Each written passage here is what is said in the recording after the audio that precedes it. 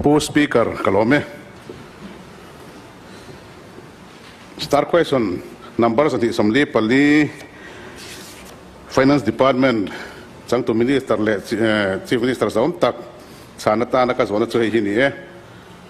Ena Surkar Kalta Sumium Zia MNF Surkar Hun Lai Tinani Hun Laya Kovita Vanga Mizoram in Sum Amutur Kan mu kim lo kha engzat nge bina Kovita Vangin Central Surkar kan puina Mizoram Surkar in engzat nge don tini Sang Turin Finance Department Chang to Minister kan CM pu lal do ma lo somang Post Speaker sana tiang hini Hun pa ngaya Mizoram Surkar in Central Atanga sum amu tura base COVID-19 pandemic avanga amu tar lo zat chu crore sang ni zatum som sari point pariat bial ani chung te chu financial year 2019 to 20 chungin share of taxes a crore zariat som rupasari point pathum pakwa Financial year sang ni somni pakat sungin share of taxes a crores akwa sunga pasari point pali pakat 15 Finance Commission special grants crores a nga somli le paruk awain crores sang ni zatum somsari point pariat bial ani tin azona panina chana chu COVID avanga Mizoram in Central Surkar tranpuina kandon zat chu crores from Kua Point Paruk Pathum Aniya.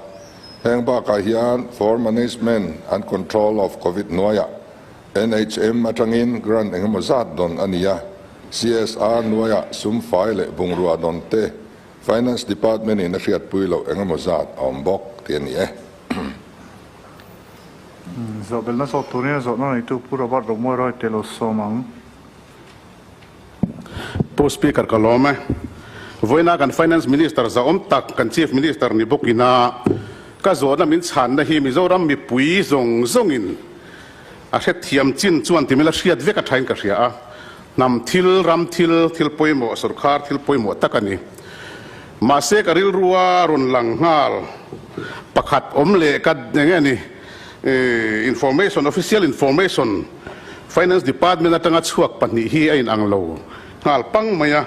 he Post Speaker Palna in RTI Chana ni som pakwa thani sang ni som ni pania Finance Department in RTI zona Chana hian COVID avanga Mizoram Surkar na sum mutur amu kim lo zat hi nuai sang ni zaruk som thum pani 0.58 ti in official in RTI Chana Finance Department hian alo petwa tuna kan host leader le kan Chief Minister Saum Tak Finance Minister ni Bukina achan na nen khan ain ang lovani ti kha kan soidua Finance Department na wing sang te ngani section sang te oma a source in ang lovani mai theya so ti mek lai ro chuan hei share of taxes hei hi kan thriat angin annual plan nuaya state tinina sum regular takakan mu ania heta hian RTI channa chuan noi sang khat le som ko pathum 0.73 share of taxes ta hian sang ni somni pakat chungin mulawani ti kan muwa Post Speaker I phalna in tuna zona channa khan a zona copy a channa copy kan la dong chi alo na a zariat vaibel se zariat le ti ni in kan Finance Minister Saum Tak khana changa kha po khathil serious taknin ka hria a source po in ang thlapas yani si Assembly House mewa dot soya Finance Department hian information at furnition ni chuan adiklova tin thu diklo soya dot kan ti ipala poni se thu diklo ti kha moi zo ko me tin RTI chan na chu lo dik zok ta sela Assembly House Mizoram kan house sang bera chan na diklo lo pe khoi mo zok chu diklo ti na ni a an lo pe ni chuan appointment ka hria kan official te pon film khur nan chu kan soi lang trim du ani ti chuan a total in an lo na po kha available ches zabi ani a crore zabi chu Mizoram ang tan chu la tam khop mai pon se Post Speaker ka soi du chu Mizoram Sarkarin sum tam tak kan don tur kan dong lo ni ti so yani thina chu ti mek lai chuan pu speaker iding lama voina thu te hi i ve lama an lai khan kan hu tam thunga lom covid awang sum kan hu te lom ti te thina covid awanga kan sum hu tur en pa ngai bak kan hu bela hi veibel se som kwa point som pathumani ti veibel se som kwa point som pathumani ti kan finance minister zom takhan ho sa asuita so tin hi chuan kan mu lo hi veibel se sang ni le zaruk le som thum pani RTI chana ania tuna chana khanat lem hreta kan hu le kan mu lo hi a in thlau lu tuka he ho zaum taka phei chuan mi puite khriata kan mu tamalom covid awangin har san tok tur kan ni hleinem tiang chi zong tong kam hi he figure hian ati chiang leng ka sia ka zo bel na chu hi ni pu speaker zo bel na fia theilan khan an soi kha ngai deuh thina kai mani chak kha chu dole information nak tu ka kan siam zom takin pu speaker kan hu bel zo he host kal phung hi kan soi tiang lo lo chu te chu ka pu speaker i phal na in zo da khan lu to la zo na ka zo hi finance minister ania he ho sikum som nga chuang ni toa zo na kan zo din lo minister dang do din rol ve thin hi kum som nga kalta assembly a khan om ngai lo kal phung thara hian nga tinge minister na zo na chan la ya minister dang do din rol fo ole hei hi kan tong mai a hei hi til ti chi lo tak ning ka khan a om kum som hi si lam chu a chuan host leader a zo na khan zo mai se minister churon pui mai thin host leader ni si loina mani minister pui te zo na lo chan pui fo hi tun ma lamin om ngai lo ni tan check bial tu kha ole speaker nia in assembly house han om hi ale laman din deu chon le lam hi rin ve mai ti olang renga me pui tan min thiam tu ra ngai la pu speaker ole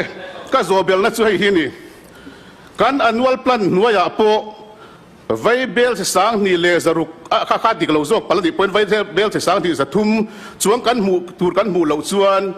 central sponsor scheme atanga te central sector scheme atang te le thildan atanga kan mu lo hitam tin ka ringa covid awang khan chung chu sarkar na chin chia emo budget estimate ta te po CSS ta na kan mu tur lo ru man lok te om thina khang CSS le central sector scheme atanga sarkar na kan mu tur kan mu lo hi asiat thei chuan khok ai min sil them ti kha ka zo bel na ni ek lo me the anga chang turin finance department cham tu chief minister pulal do oma lo so wang pu speaker tuna khan kan mi minister te khan min chan pui mi alova min chan pui lova maro chu zona zo tu in zona a zo lo re wangin zo te anon ti mai ani khatiang khachu tun ma poi na om jing khop mai kan theu ome Speaker, point of clarification. Zona chang selan tilova. Kan minister zom tak naziakin kan peng chen ti kha. Anti lo top tu ni. ke mai zo da chang turin ka request kan member zo ta chu vai kan minister ni se nak tu pu speaker nak tu le jana jan ria kan ei honga fel vek mang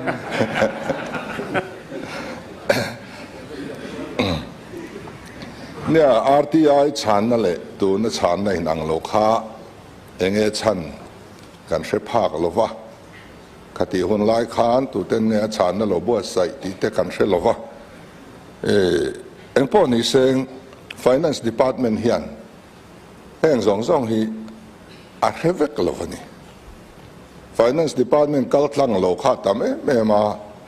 ช่วงจวนคดีหุ่นไล่ RTI ชันนะอันบัวใส่ลายอันเครียดไทยจินมังคานอันช่างง่ายตายละหุ่นเราเก้าเสลาอดิกโลหันตีดิกเตออมโลหันตีเบลเตอโลอมชาวเวเซลาโลอัปเดตชาวเวเซละส่วนชวนตัวนั้นมินฉันนะฮีอดิกจอกอมไม่มังโอกติยะจู่ๆไก่มาไงด่านไม่เพยจูอันนี้นี่เต้นChief Minister Relief Fund อาจจะปกคานอาลุดเนมา Health Department อาจจะ NHM อาจจะ อาหารป่าโลกาข้าอาหารเต็มเลยอันนี้นี่ strengthening health นี่ติขันนี่ข้างอ่ะที่ไปกระชวนอารมณ์ลุดเนี่ยมา hospital ทารสักนั่นตัวเตปอมา machinery เลยนั่นตัวเต equipment เลยนั่นตัวเต manpower ตีนั่นตัวเต laboratory ดีนั่นตัวเตปออัดหอนฟักกิน 100% in การรอนจวนผู้ยังเจ้าตีอันนี้อ่ะดิฉันชวนผู้ speaker กันสวยเลยด้วยว่าข้ามีเล่ข้า minister คดีแล้วนี่คดีไล่ขันอาชีพพอเราเชื่อว่ามาเส register ตรังกันจงมัว secretary อันเรา endorse secretary office ก็กลเลยอ่ะที่ชวนเอ็งมา action อันเราแล้วว่า director อันเรากลเลยอ่ะก็จุยเสละต่อไป NHM ก็จุกมุดสวกตานี่ 100% funding central ina aron ti tur phase 1 2 3 ti an then thlapakha alo mom te lu nen ti khan an lo da mai maya anua ke po hen voi duai lo zo na he hau sa hin ka zo ta khatiang lama khan tran pui na lo om thei tura khan kan sarkar kha a interest wak lo procurement lamai ro chuan an chak khop mai chu ani khalai thilom zia kha atira RT-PCR call kan nei lova college ta te kan ho chopa kan sarkar amangang mai tin pakhat chu ka lo lei sakang cheu ka fan atangin ka tia an du lovani chu menua pu zodin tluangan alei topa lungleya ada topa chu po chu rei tak an mang thadu lovani mi ta kan ho lai khan a thlona don tur khainga ma kan sarkar khan angai lo chuta India Formosa Foundation in RT-PCR mobile account thei chi kan ron peng chu an tia veng then khata luarna khan azuk kalanga sampul azuk langa ni khata sampul sang khat ala thei ni chu chani chu po chu an du mi lo chu wan chuan poisa khan in dai viau ani don ni kan tia a thlona don tur tam tak kha an dong thei lo ani chu wan finance department in a fiat chin hi chu claim te ani a department sanga emo tam tak a oma chu til kaldan ani chu wang chuan heng hi akim chang ta kan hedon du ani chuan department zonga kan zo angai nga a thlona ton le pek te tam tak awm boka khang zong kha herai chuan finance department akal tlang lo wangin hei bak information kha kan pe thailo niผู้สปีกเกอร์คงไอ้ตะกิน RTI โซนนั่นแหละกันเฮาซา Finance Minister ชานะอินอังโลฟิกเกอร์อินอังโลในฮีกันเลยเจละค่อยๆมาแพลตฟอร์มช่องถูตะกันน่ะสวยดูโดนะอะค่อยซองไอ้รินตูร์โลเอ็นนนไทยเดียวเสติข้าดักติปะดักตู้ลูกกันชีพ Minister ดีมานกันสวยโดนะช่วงอาชวนทุดิคิดเทอาจารย์ผมขบมาอะที่จะมีเพียรละมาชวนSet of Texas กันหูอินอังโลเรื่องตัวขัดอีกไทยแล้ว Set of Texas ขัดจูมุ่งตั้งตั้งหูอันนี้เราวางินข้างอังตัลแต่ขัดจูอดีตข้า House Farnis ไทยไตละกัน House อมนาตานาเละเวลา Legislator เตะมุ่งตั้งถูกกันสวยโดนตัวทุอินจูอมโลกันรินตานตุรข้าอมไทยโลโมกันเตียนี่ผู้ speaker RTI ฉันนี่องค์การนิสสัมปะกัวสังนิเลสัมนิปัญญาเป็กอันนี้ข้ามีหุ้นลายอันฟิกเกอร์ในอันเป็กอันนี้จะมีหัวชวน accountant general figure final ดอนอโลนี่เลตาจุดอาชวนอโลเชียงเลจวลตาจะมีมังชวนไว้ในฉันนัตติอโลกัลตานี่เงี้ยดิกซอกติข้าเฟียกันดวนนี่ชวนกันโลเฟียงกันนี่เฟียตีดอนเนี่ยเลยเราไม่เชียง